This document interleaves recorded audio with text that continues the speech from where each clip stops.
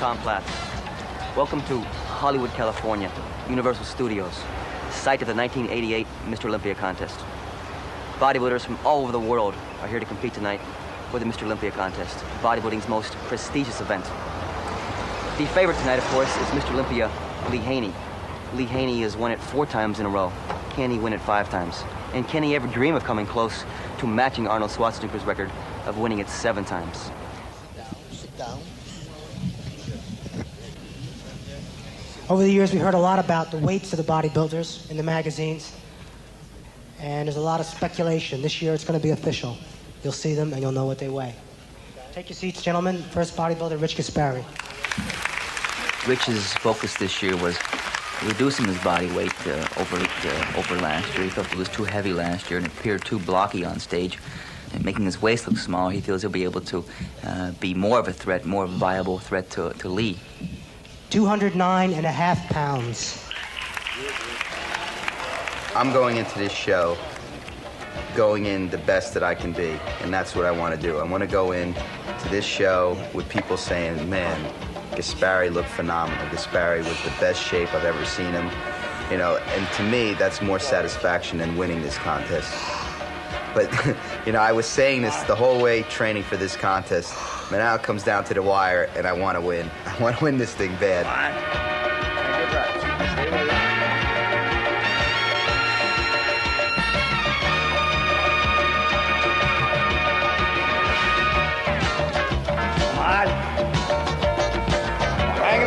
Let's go. Hit it.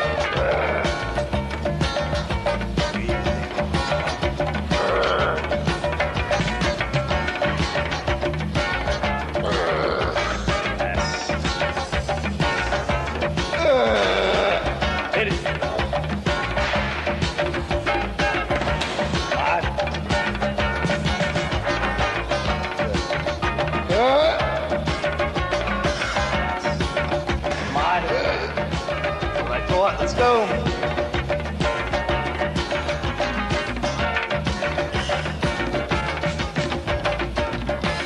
You know, I feel that I've improved my symmetry. I kept that mass in my upper body, but I lost it all in the waist. So now I have more of a streamlined physique, having a smaller waist, but a thicker upper body, a thicker back. Everyone says my back's improved and my arms have improved. Plus, I think with time and maturity, competing in the Mr. Olympia, I started competing in the Mr. Olympia at 22 years old. It's relatively young. And being that young, I feel my muscles haven't matured yet. Now being 25, they seem to look a lot more mature. You know, I have more of that density, but I still think I haven't reached my peak. You know, I still feel that I can continue to keep getting better to at least 30, 35. Gaspari reminds me a lot of Frank Zane in the old days. Places importance on every single detail, no matter how minute it may be. It's about 4 ounces if you use your oil. He's a very educated bodybuilder in terms of the scientific data and how to apply it to himself, which is probably the reason he looks like he does. Yeah, I cook for my He has more detail, and he works with his genetics probably better than anyone in the contest, especially when it comes down to the top 3 or the top 2, and little bitty details become very big details. No, I'm cooking this one. This is artichoke noodles. It doesn't have any wheat in it, and I don't eat any wheat products right now before a show. Because wheat has, it's called gluten, and a lot of times gluten can make you hold estrogen, and that can make you retain water. What is estrogen? Estrogen is a female hormone. I don't want any of that in my body right now. I'm not depleting now. All the other guys are killing themselves. I was ready a month ago, and basically what I did is just stay on my diet and let myself get harder and harder.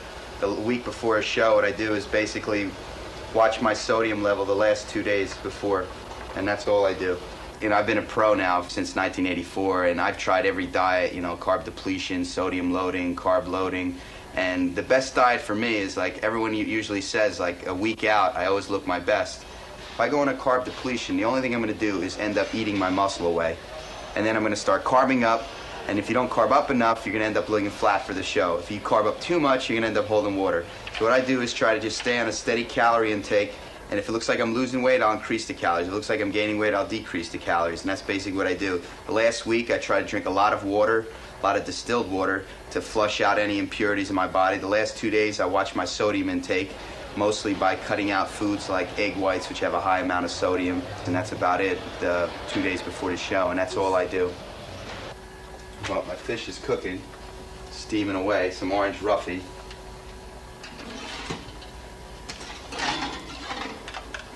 Here I am, the fish. Doesn't that look good?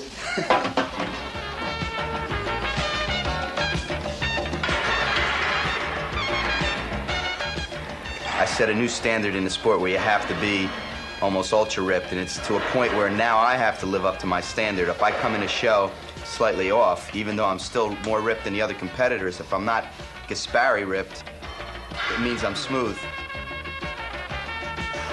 I see many bodybuilders, you know, they're coming in really ripped, but they're fainting backstage, or they're cramping up because what they're doing is they're trying to get themselves ripped, and then they end up taking diuretics, dangerous diuretics, which I never do.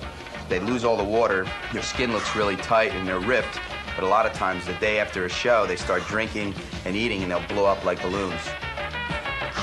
I think a lot of the knowledge I learned from dieting was me reading books. I try to get as many books as I can on dieting. You know, I get books, handbooks of the nutritional contents of food here. Has a listing of all different foods, telling you exactly how many calories, carbs, fats, sodiums. And I read all kinds of books on nutrition and, you know, anything to do with nutrition or supplementation, I read about. And I think that's what's helped me out a lot in my dieting. And just me experimenting with my body, I've learned what works for me. This skin there's not much left on it.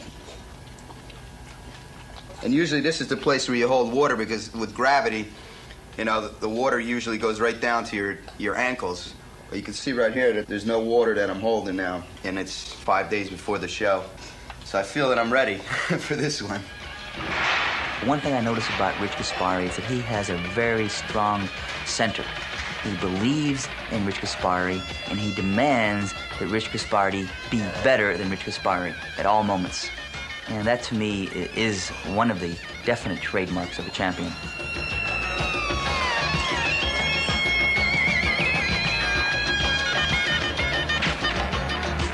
Being a bodybuilder like I am, and being the way I am, I'm very, very much focused. And a lot of times I got to sacrifice a lot, even in being in relationships where, you know, with, you know, having my girlfriend, I think about being in the Mr. Olympia and not think about, you know, people's feelings almost, and I'm almost like feelingless because I go into this contest and nothing else matters. And it gets almost bad that way, because this is the type of attitude I have when I'm getting ready for a contest. But after a contest, I have to basically just let my mind free and be a normal person.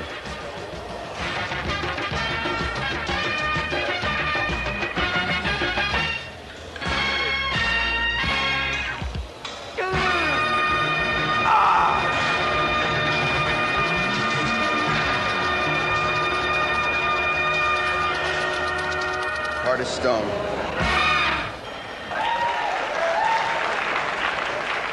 Next competitor from Holland, the happy gentleman himself, Barry DeMay.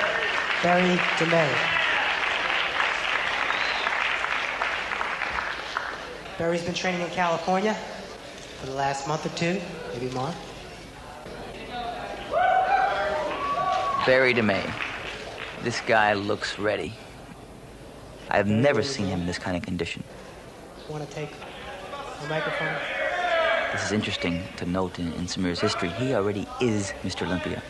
And in my opinion, he has more genetic talent than anyone on that stage. 205.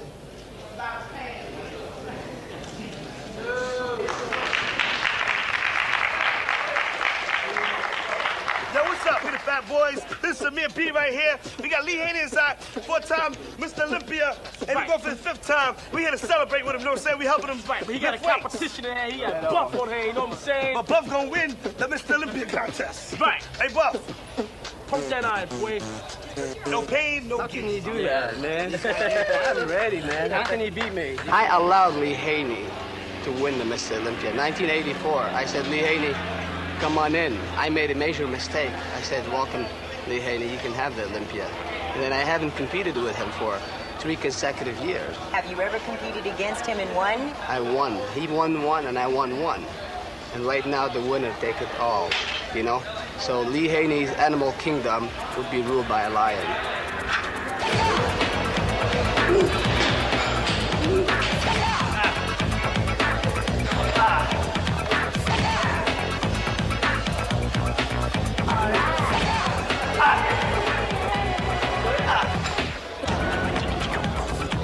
Samir, 2 weeks, 3 weeks before the Mr. Olympia, looked absolutely perfect. He was the winner in my mind and everybody else's mind. I was very cut at the body weight of 212, and Dr. Spatini is here witnessing what I'm saying. I was cut up at 212, very, very cut up. And right now my goal is to be on September 10th about 208. Right now I'm 202, my reserve is totally out, which is one of my procedures. You know, I deplete all glycogen from the muscle. No excess water in your body at all, not even in the muscle. Believe it or not, I mean, I don't know if this face can tell you something, you know. It just, I feel like I was in a concentration camp. To train when you're depleted, you have no energy. The weight goes up and down, but you don't feel it. You don't get a pump at all.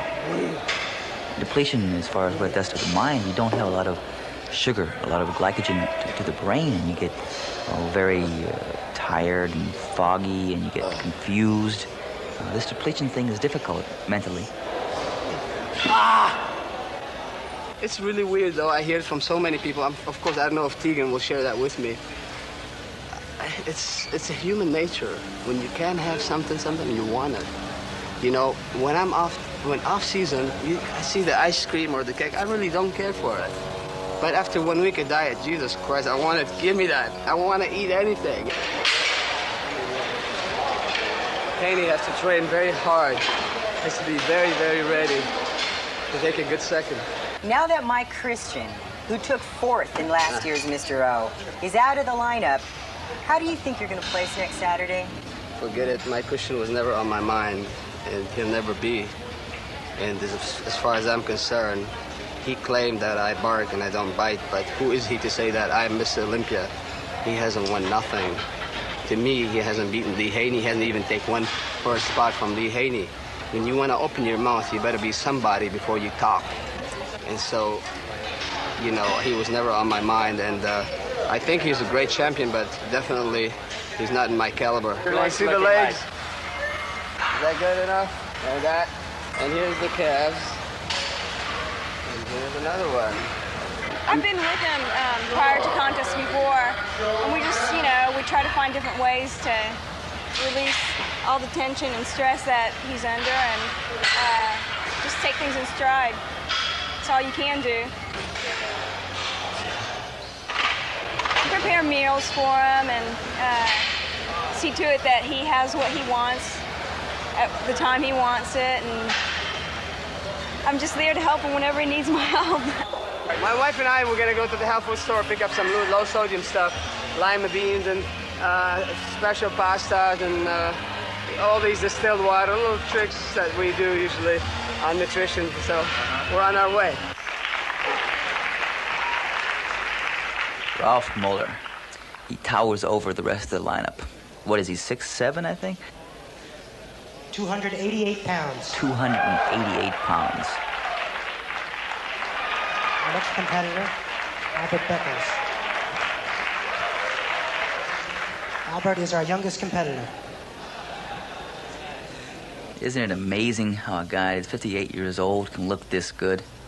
Geez, I hope to be living at age 58 rather than be competing for the Olympia title. 200 pounds even. Luis Freitas. Luis from Brazil, now training in California. This also is his first Mr. Olympia. He just won the universe. His father is a very prominent industrialist in Brazil. Weighs in at 219 and a half. And this is his first debut in the Mr. Olympia contest. It's like, you know, this is what you read about in the magazines for years, and here you are up there with all the guys. It's a tremendous feeling just to be up there with the guys. The next feeling is to actually win the show. Number 20. Muscle for me means a little bit of art. And I remember when I was really young, I wanted to be a dancer. And my dad said that if I would go to dancing, you know, he would disown me as a kid. And I was 5 years old because he said it would be only for homosexuals. So, you see, my dad is very conservative and very old-fashioned. So, but I had that dancing and that body behavior inside of me. I wanted to express my body somehow. And I found myself doing that after, you know, long years in sport. In bodybuilding, because I go on stage and I pose. That's the closest thing for dancing.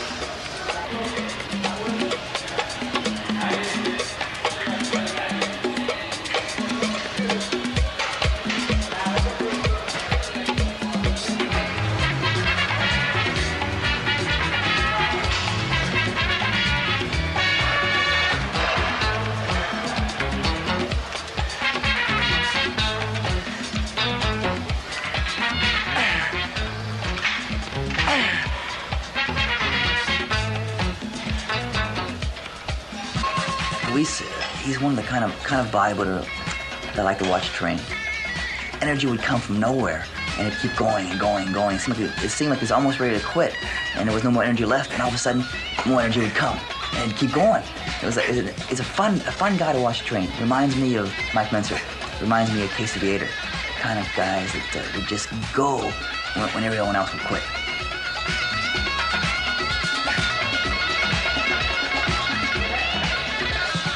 Muscle is just one of my attributes, but there are other edges that you also have to work along with your body, and that's my spiritual and my mental too. In order to believe that you can do something, you have to have knowledge and you have to have faith. I was depleted until this morning. Excuse me. You're flat now then. Yeah, pretty flat. Been coming from 4 days carb depletion. I had a half of a yam and a little bowl like this of oatmeal. Are you hungry? No. My stomach's really What? shrunk. Let's see it. Let's see an ab shot. Oh my God. Now when you fill up with carbohydrates, that's going to be much larger, isn't it? Yeah, it's just the skin is going to stretch. Inflate, and you know, I get tighter all over.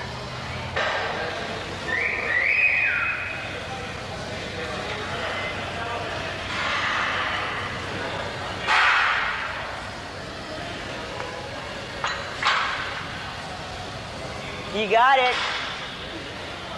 Did Samir Bannout give you that Christmas tree back there?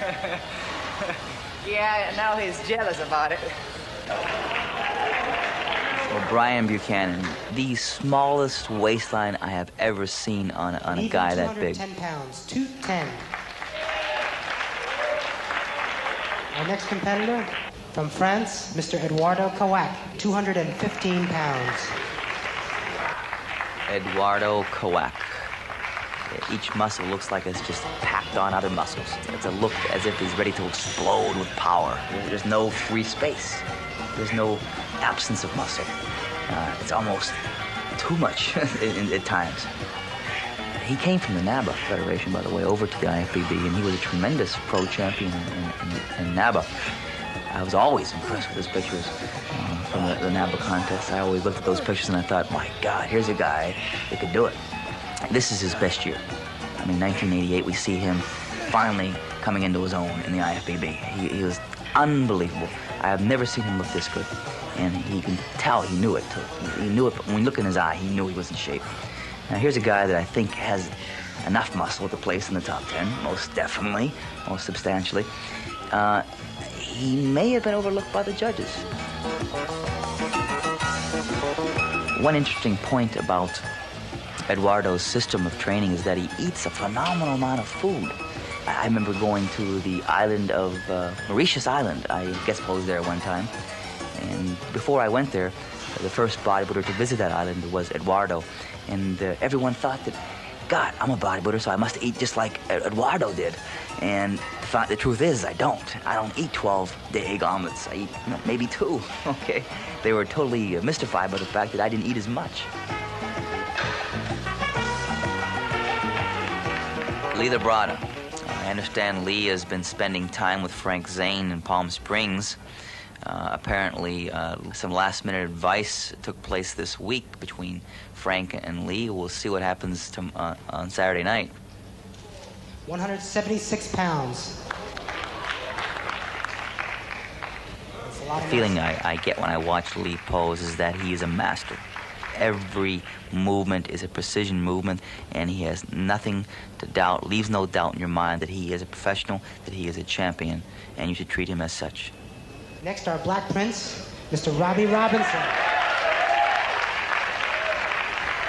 Robbie Robinson, the legend. Robbie's been around, I think, maybe longer than Beckles. Robbie from California. He's a veteran of Mr. Olympia. It's interesting to note that Robbie is a strong inspiration to Lee Haney. 216 and a half, 216 pounds and a half. Gary Stridham, the great white hope, the next big white man. I mean, and Gary is big. I think that he's actually held off purposely from competing in the Mr. Olympia to try to groom himself, to do the very best he can upon his first entry to the Mr. Olympia. 229.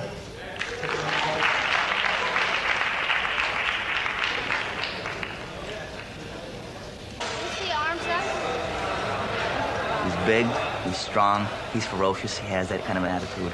And I think that he has the potential to win the Mr. Olympia. I mean, you know, I notice his triceps all the time, and his delts, and tremendous thickness in his biceps. His chest is huge and deep. I think the upper body resembles and has a feeling like that of Arnold's. We're all products. Every bodybuilder is a product that must be sold to the marketplace. Gary Stridham realizes this, that he has to package himself the best he can be packaged and market himself and present himself to the marketplace to be bought and to be sold as Mr. Olympia. I mean, if you don't know about a product, you're not going to buy it. And Gary's aware of this. It's a very simple thing, yet I think he does it very well.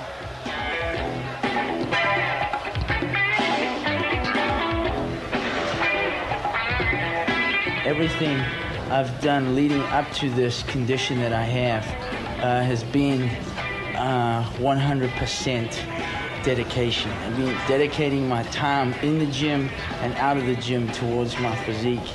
It's a very demanding sport. It's probably the most demanding sport around because it's 24 hours a day, non-stop.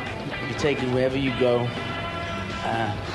Psychologically, it's wherever you go. Physically, it's wherever you go. So the environment can weaken you.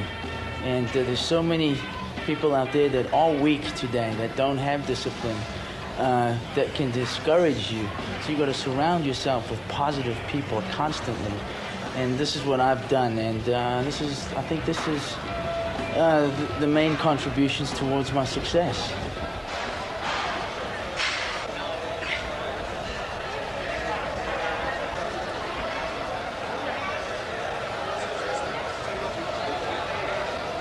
You want to try and create illusion as far as waist. The smaller your waist looks, the bigger your shoulders get, and vice versa. The bigger your shoulders get. See?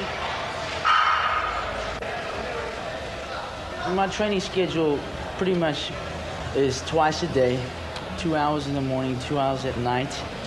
My training is very intense. I come to the gym to train only. There's no talking, no hanging out, no visiting. I'm all business when I get in the gym and I start lifting weights.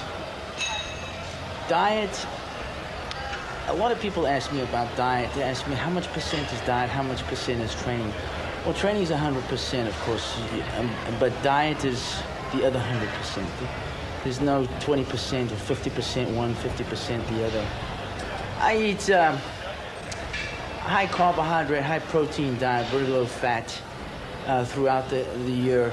Tremendous amount of calories because of the metabolism I have. I have a very fast metabolism. I'm very tall and I've got a big structure, so I need 7 meals a day, and it's all timed around eating every 2-3 hours.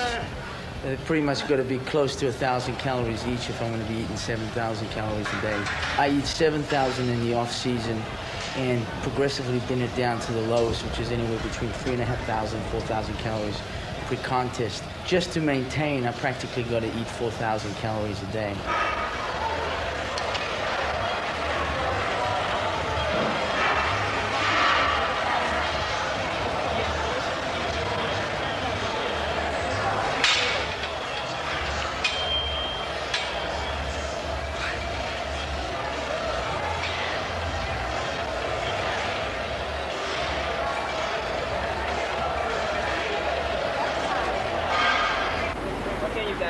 Ray, stay right where you, that's your spot. Or something like just like this. Here. After you take the shot, you can wrap up. Yeah. Yeah, that's nice. And then we'll go back and do it. Okay, it's gotta be quick, guys. Let's do it now. There you go. That's about. That's great. That's great. Hold my leg. Nice, man. Yeah. One more.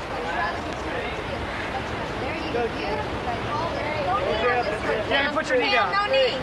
That's good. That's good. Like that, Cam. Okay, just leave it. Yeah, there you go. Nice. That's good. Okay, let me get that one again. Hang on. Cam, do what you're doing, babe. Everything tight. Okay, let's do this next shot twice again, okay?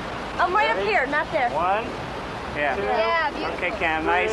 Smile. Nice. Nice. Okay, let's kind of move you guys, towel them up, and let's get a different pose going. Cammy, don't cover his biceps. Just keep down. Yeah. There you go. There you That's go. good. You got it. Okay, ready? Good. 1, 2, 3. That's a wrap. We're out of here.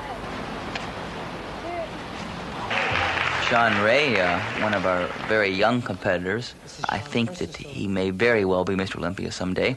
201.5. Bob Paris. Bob Paris is one of the truly seasoned professionals of our day. I think he's a little bit ahead of his time right now. I mean, I don't think that the bodybuilding world is ready to accept a GQ, good-looking type guy who will represent the 90s bodybuilder. Bob's weight is 226, 226 pounds. Bob has a deep-rooted sense of professionalism that he exhibits everywhere he goes. The way he carries himself, the way he shakes hands with the people, the eye contact he makes, and he feels very confident about himself, and he likes himself. And when you identify with Bob on stage, you like yourself too, because he likes himself. I mean, the girls ooh over Bob, and everybody feels that. Kind of an earthy kind of a guy that works from a center of confidence. And I think that's Bob Paris.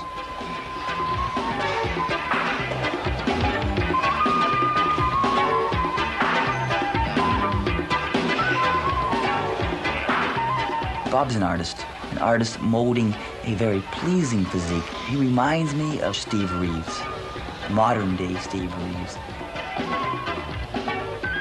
What I'm trying to present when I'm working in an artistic realm is the beauty of the human form. And I try to get across more than just the two-dimensional that's on the piece of paper. And I'm trying to put a personality across, and I think that's one of my main strengths as a bodybuilder is that I can cross over to a general public market and appeal to not only the hardcore bodybuilding fan, which I am very much a hardcore bodybuilder, but also to the artistic fan and to the person walking down the street. Won't be offended by my physique, but yet it still has the ability to be a Mr. Olympia.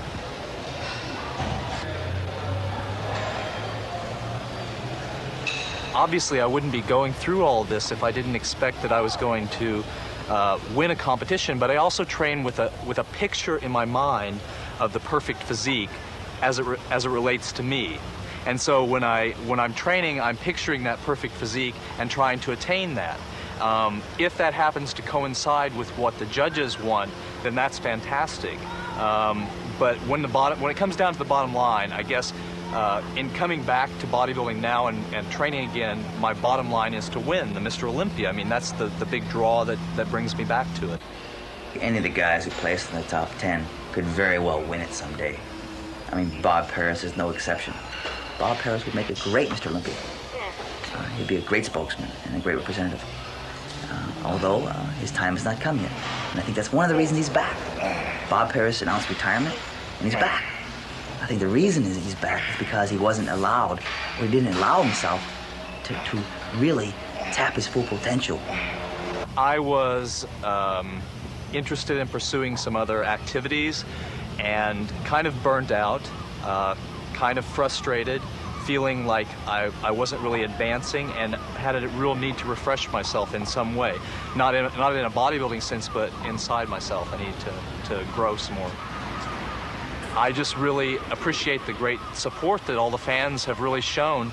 In the couple of years I was away from the sport, a tremendous amount of support and curiosity as to what I was doing. I hope to be able to give back a little bit of pleasure to those people who really give and lend support to my career. Just a block away from Gold's Gym is this towering cathedral, the New World Gym. Designed by Joe Gold, the same man who brought you the original Gold's Gym. Here's where Arnold Schwarzenegger, 7-time Mr. Olympia, built his biceps. He continues to train here today. One more, come on. Okay, one more. Last one, come on. Okay. Good.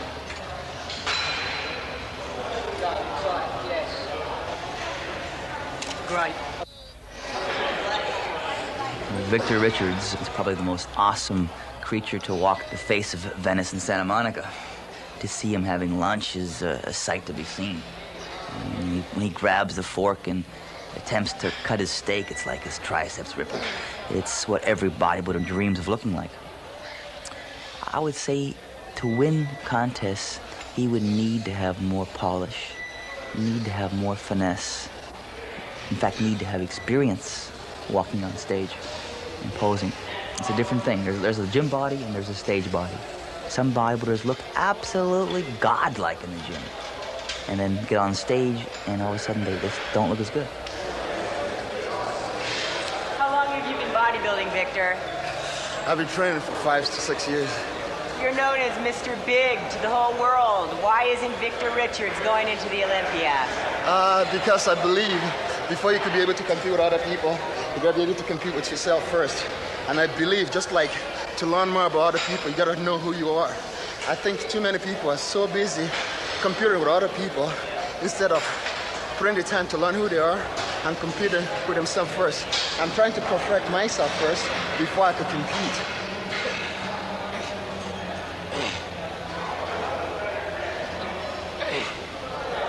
I'm not doing this for approval. You have to understand, before I started training, I didn't know anything about bodybuilding. This is just what I was doing for happiness, and I don't want to take the happiness away because I don't know what it's like to take a day off. If I take a day off, I'm miserable. It's just like taking it's like taking a baby bottle away from the baby if I don't train. For me, this is a meditation. This is a ritual between my mind and my body, you know? So, who would you like to see to win the Mr. Olympia? The best man. I think the best man should win. Whoever comes in and shape that night should win it. Thank you, Mr. Big. Okay, take care. 1, 2, 3. Okay. Just one. Looking to the camera. 1, 2, 3. Yes. 1, 2, 3. Yes. The head a little bit up. 1, 2, 3. Yes. That's good. Well, the full term is androgenic anabolic steroid. Androgenic means male hormone-like, anabolic means to build, and steroid is a class of drugs that these are. These are derivatives of cholesterol. Your body has male hormones in it, derivatives of testosterone. And these drugs are manufactured synthetically, and we use them in medicine for people who have certain types of anemias or different types of diseases. The athletes, unfortunately, use these hormone drugs in order to enhance their growth of muscle, their ability to retain weight, nitrogen, and all these different elements that they retain. I have to be quite truthful with you. I only use anabolic. I'm not going to have to deny it because all the other Mr. Olympia contender, I feel that they are using it, and I only use it for the fact to reverse catabolic effect, you know? I don't use steroid to be a monster because I don't think monsters win. There's no way of stopping anyone from doing any action that they wish to do. It's just like a diabetic who likes to sneak chocolate cake. They shouldn't eat the chocolate cake, but they're going to do it anyway, but you'll still take care of them to try and manage their diabetes. What I try and do is pick up the health problems in the athletes early enough before it becomes a fatal or a chronic serious injury. I'm in the gym, and I've been in the gym for 12 years, and I've seen young kids or people that don't even look like anything, you know, they start taking steroids. And they're taking dosages that, you know, a champion bodybuilder would never even take, and they still don't look like anything. So if you feel that steroids are going to make you a champion, they're not. It's sad to say that it's gotten out of proportion now. You know, it was something before that it was almost like a clique that only bodybuilders knew about. And now everybody knows about steroids, and now steroids are becoming almost like cocaine. It's coming that bad. You see, the guys that make it to the Mr. Olympia are already genetic superior beings to begin with. That's why they've made it this far. The people who get hurt the worst are the young kids coming up who aren't so genetically superior, because they're going to take 5 times as much as these guys to try and get anywhere near where these guys are, and that's the patient population that would be most severely damaged overall. I said it before and I say it again. If you eliminate anabolic steroids from all the athletes at one time, the champion will remain the champion. You know, and I really think we better off without them, honestly. There's one athlete, Paul Jean Guillain, who is just in a recent pro contest, and he's in the top 10 or 15 in the world, and after a recent competition, he wanted to be tested. He came to me, I didn't go to him, and I tested the next day, right after the competition, and he was negative. He also won the World Championships where he was tested. So there are these genetic freaks, so to speak, or these superior genetic specimens that will gradually come to surface. I put a bet that I take a drug test anytime. If I flunk it, I give anybody $10,000. I give them $100,000 if they want to. It's just I won't flunk the test because I never take drugs. People keep saying, well, you come off of it. I didn't come off no drug for the universe. I've never taken drugs. I compete at middleweight since 1980. I think the main thing about natural bodybuilding is you have to train all the time. You can't take 2 or 3 months off and then try to come back. You have to eat good all the time, and it's become like a self-discipline. You got to really want it. I'm not looking to risk my health for, glory. The bodybuilding is supposed to be an athlete sport. It's supposed to be very healthy, low blood pressure, not high blood pressure. The guy have high blood pressure. They're losing their hair. They look, I'm 28. I'll be 28 September 17, and I don't look 28. I got guys at my age look older. And, to me, I appreciate what I do.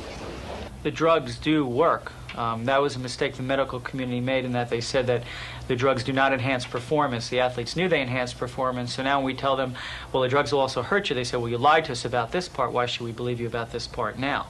The drugs do make a difference, whether it's 2% or 5% or whatever.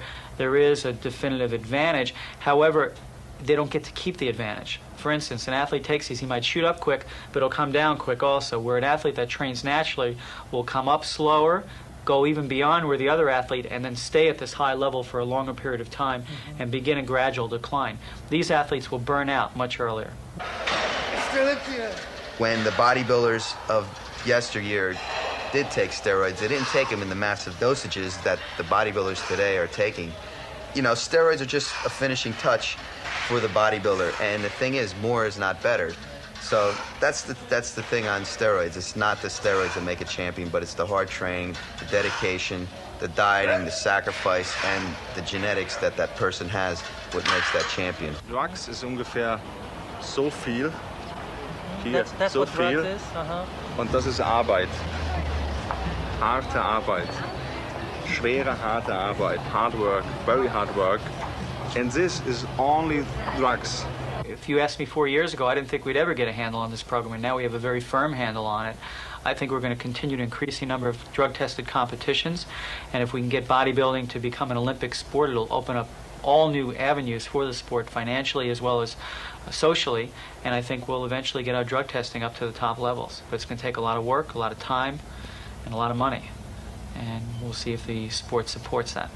Hi everybody, my name is Lee Marshall, and I'll bet a lot of you recognize my voice if you don't recognize my face. That's because for 25 years I was a sportscaster, 8 years of those with KABC and the ABC radio network. It allowed me the opportunity to retire from radio and television and really do what I want to do, which is to be right here at the mecca of bodybuilding and getting involved in what I think is the most exciting of all sports, and that is health, fitness, bodybuilding, getting strong, just creating a wonderful environment for people to be involved in. Everybody wants a Gold's Gym t-shirt. For example, the new edition of Pro Wrestling Illustrated. A huge picture of Hulk Hogan, and what's he wearing? A Gold's Gym tank top. Now tell me what kid wouldn't want a Gold's Gym tank top after seeing Hulk Hogan wear one?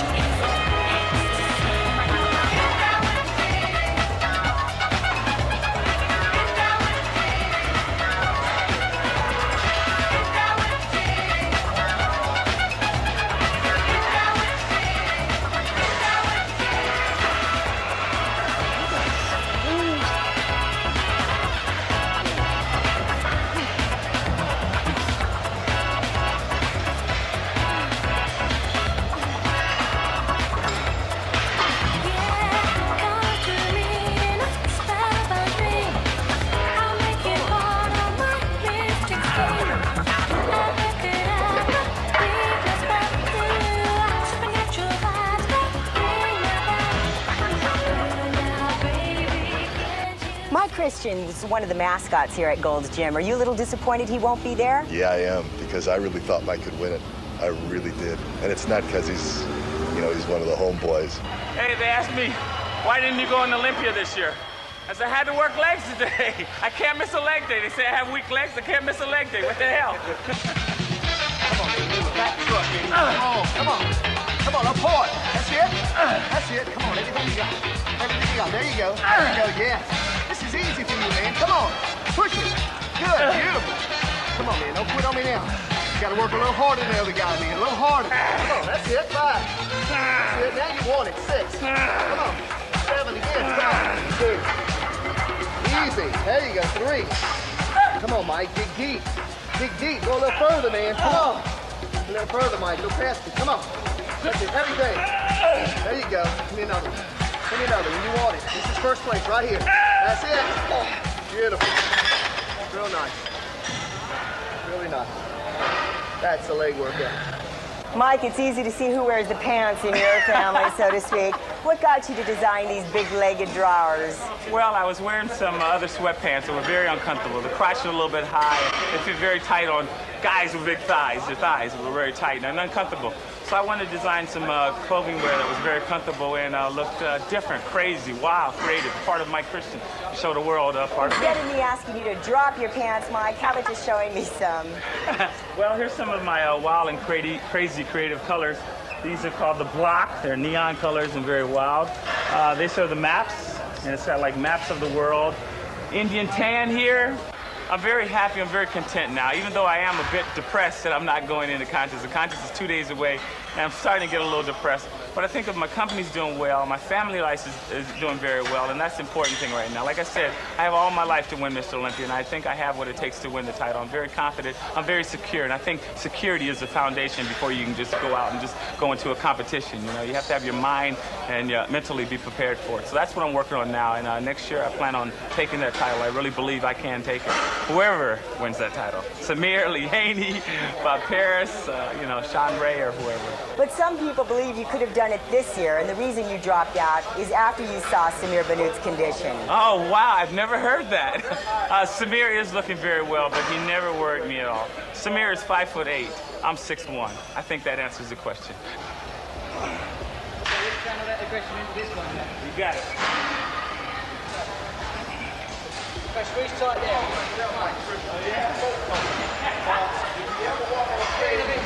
He'll be here next year. I'm gonna blow him away. I want you guys to get that. Make sure you get that on the camera. Mike Christian is my meat next year. I'll get him next year. Watch it in Italy. Where's Lee Haney? Where? Watch it in Italy. Watch him in Italy. Mike Christian, where is he? Where is he? He's selling real tickets. I'm gonna kill him in Italy. I was great in '88. It'll be mine in '89. Let's see what Haney looks like. Well, he certainly looks big. He looks hard. He looks like he's ready. This may very well be his 5th win. Lee's symmetry looks, in fact, I think better than ever right now. Just standing there, Lee looks like the winner. 243.25 pounds.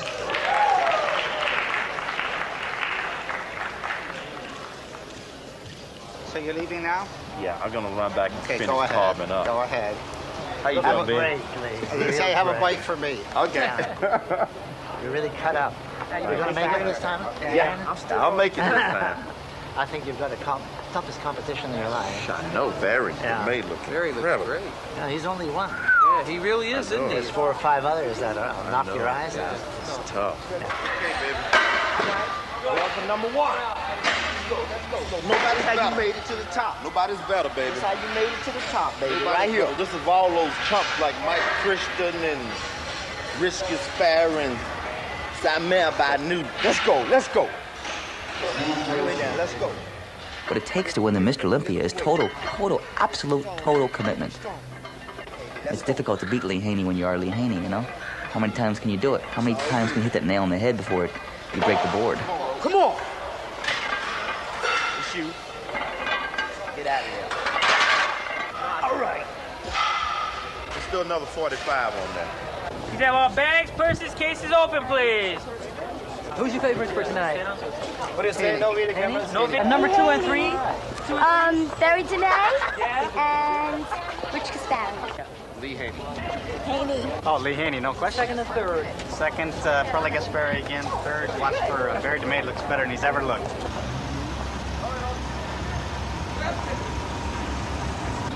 Nou, ik weet hoe ik het moet doen, maar ik natuurlijk in deze trend door aan het verbeteren. En volgend jaar ben ik zeker weer daar. Wat zijn je toekomstplannen nou? Well, first of all, I'm gonna do another 7 Grand Prix in Europe. You prefer to speak English? It's fine. Yeah, well, I think I'm pretty much into that now. Okay. And it's crazy though, I'm Dutch. But anyway, after that, they're gonna have Christmas. And after that, then I always have a period that I take it really easy for a month. And then I start my exhibitions and everything for the whole year, seminars. That's where my income's from mainly. I feel, you know, of course it's human, you know, right off the bat not to feel too good about the placing, but I take everything in stride, keep it in perspective. And I know that this is just one small step in my long-term career, so next no year? problem. And next year I'll be better. And I've got 6 Grand Prix coming up here, 7 Grand Prix actually in Europe, so I'm gonna get them back. I'm excited about it. It's my first appearance, and I just look to getting better as I'm just touching on my potential and wait for next year. I just shoot for the Olympia. This year I had to qualify, you know, it took a lot from me, and it's just a matter of learning to know your body and mature in every aspect of life. I wasn't even ranked in the top 10 in the rankings coming into the show, but publicity, and I proved the critics wrong, you know. You proud of your husband to be? I couldn't be prouder. I'm just so ecstatic for him. Plans for the future? Grand Prix, and then starting a business, books, videos. I'm gonna get married, have a child, the whole bit. That's your wife? Well, Yeah. not yet. Maybe Your 28. wife to be? Yeah. We have a world tour coming. I'm thinking about canceling the world tour because I did so many shows last year. It's, you know, you just gotta like give yourself a break. I haven't had a vacation in 20 years. You know, so it's time to like just get out and take a vacation and have some fun for it. Future and plans? maybe work my butt hard for next year's Mr. Olympia, maybe enter the pro world, and that's it. My 8th place, no way. No way. I don't know, ask these guys. My 8th place was right? Wrong. Okay, well, there's some witness here. Okay, but I wish everybody the best. I think they all look great. I mean, you know, the competition was very stiff. You have to admit. And that's it. I'm not a sore loser. I'll come back and win again. Okay? Thank you. All the best. Ciao. Bye. I was happy to even just be there, really. I had a great time. Great competition. Yes, absolutely. Guys were in fantastic shape. How about next year? Next year, they're in trouble. I go back to the drawing board, and I come back next year 20 pounds, 30 pounds heavier, ripped to shreds, unbelievable, and we're going to do battle. Hi, Rolf. Hi. How did it go? Es ist gut. How did you place? Wie hoch sind Sie geendet? Ich war nicht unter den ersten 10. Nein, das ist also. Und ja, die Vorbereitungszeit war zu kurz. Es waren 3 Monate und wenn man sich auf ein Olympia vorbereitet, dann braucht man wenigstens 6 bis 7 Monate. Some of the people, I guess you always disagree, and everybody who's a fan of anybody, you kind of never agree with the judges. But I enjoyed it. It was a great show. It's been an awesome battle. I would like to extend my sincere congratulations to Lee, but we have yet to see whether we can do it 7 times and actually surpass Arnold's record. Working for number 1. Come on, nobody's I'm the Godfather. I'm the Godfather. I'm the Godfather of rap.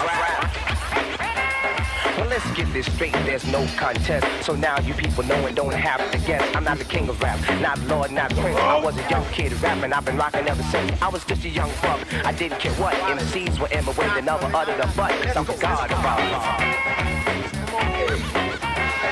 I'm the Godfather. wrong? I call silly young ladies to just chill. They never say no to me. Always say that they will do whatever I want them to. When I confront them to, watch where you're walking, or you just might bump into. I never rule them, I only school them. But if they ever try to fool me, that's when I fool them. I'm the Godfather. I'm the Godfather. No time to be jealous, only to make money. I rap on stage, shake my butt for you, honey. Cause I'm a rockin', I'm a non-stoppin' MC baby who loves finger poppin'. So don't diss me, just kiss me. If I ever have you and leave, you're gonna miss me. I'm just a brother, so what's up, sis? Cause it's the pretty young ladies that make me talk like this. Yes, I'm the Godfather. I'm the Godfather. Come on.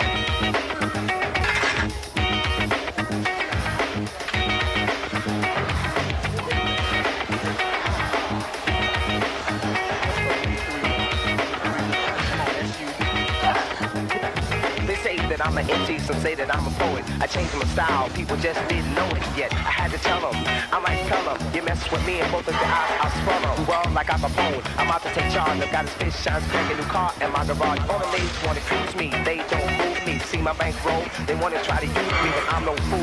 Never losing my cool, and for me to undress, I make the young ladies drool. I'm not bragging, telling you what I'm about. Young ladies, no babies, and marriage is out. But if you insist, you come get this, your house or mine, night or day, I'll be fine. So let's get with it so that I can hit it in an hour or two. Me and you can just quit it. I'm the Godfather.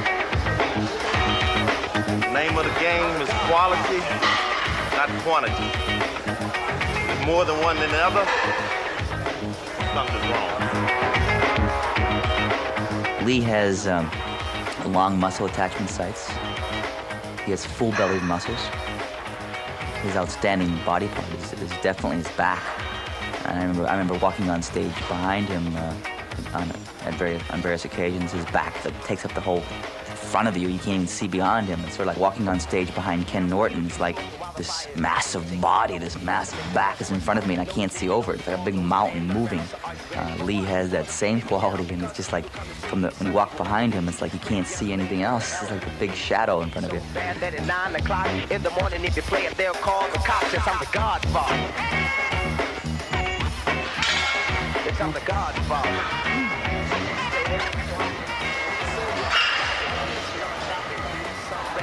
You know, it would be very unfortunate after training for the Olympia time and time again and come up second, third, or fourth. I'm glad I'm not one of those other guys. We were second grade sweetheart, and we dated for like 8 years, and we've been married for 5 years. So how many years is that? That's a long time. We really got time. serious in the relationship when Shirley was 15, I was 16. And I played football. She was a cheerleader. She played basketball. I was a cheerleader. So we have quite a beautiful history together. If it was not for Shirley, then I would not have been able to be as successful as I am today. She is my backbone.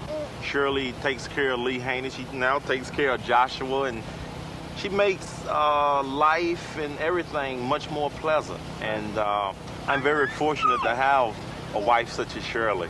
It's true. Shirley, she wasn't bashful about it. Oh, no.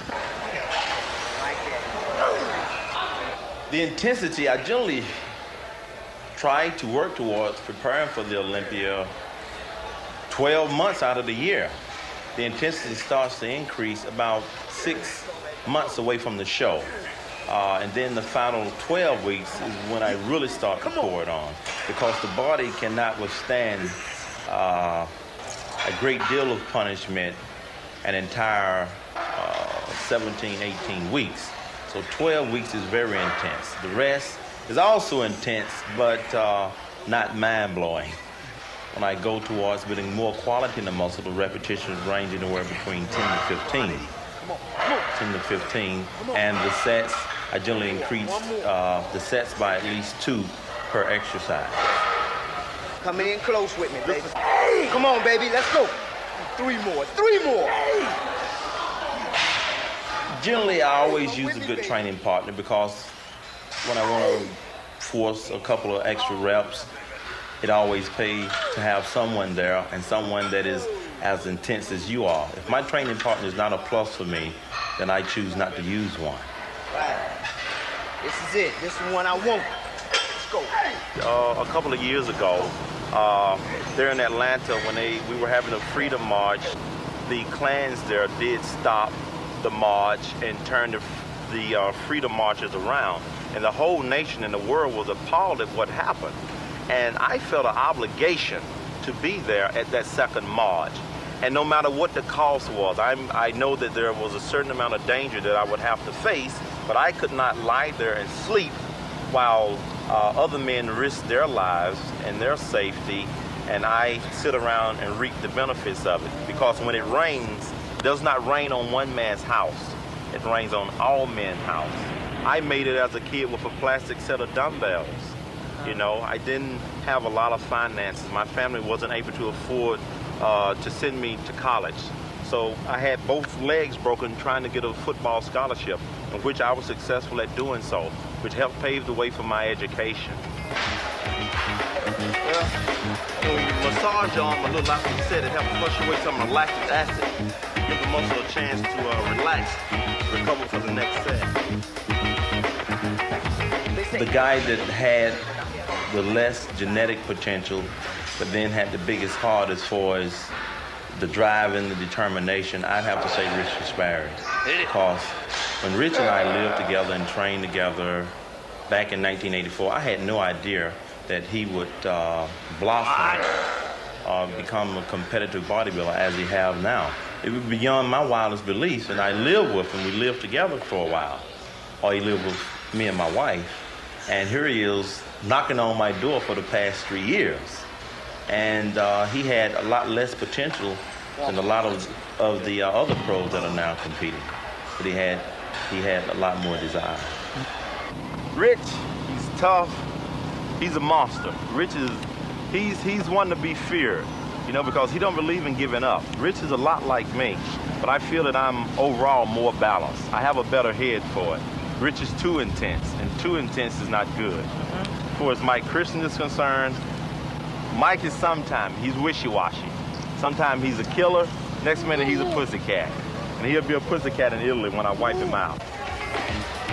Come on, boy, you gotta train a lot harder than to beat me. Yeah, just for you, Mike, just for you. A lot harder, a lot heavier for me, boy. Just enough to blow you away the next 3 years. I'll see you in Italy in 89.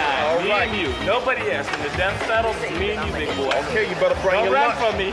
Don't run from me next year, buddy. Okay. Okay.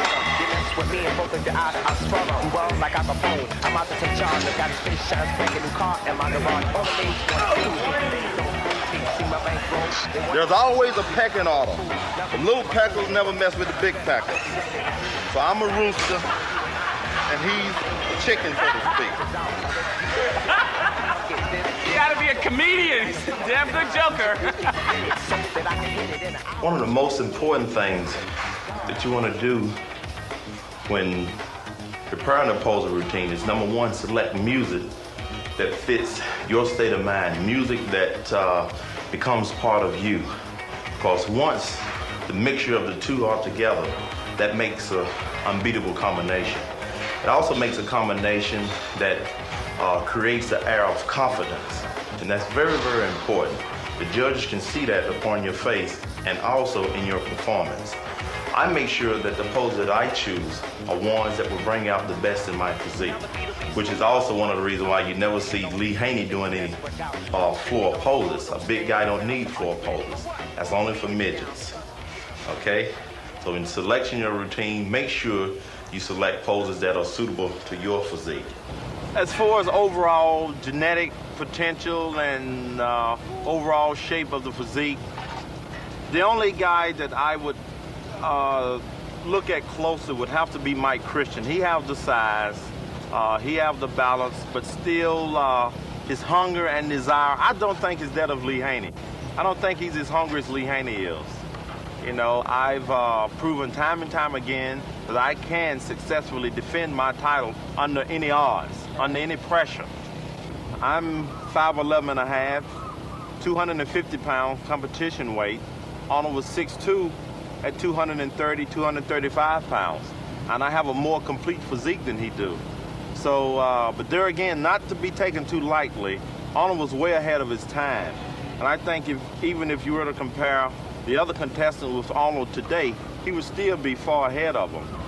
My job now as Mr. Olympia is to help motivate and show people, minorities and all people alike, that they can do. And all it takes is determination. You'll get your chance. Sometimes it doesn't come as quick as you'd like, and there's a lot of hurdles, but you will get there. Right. You have to believe in that, because God controls the key to everything. I fear no man. No man can hold me down. Hopefully, I'll be the image of what I like for my son to be, a positive image. I want to stand tall enough so he can always look up to me and not look down. And so when I hand the staff to him, he'll be able to carry on and make a better world, or continue where his father left off. And that's what it's all about. Bless you.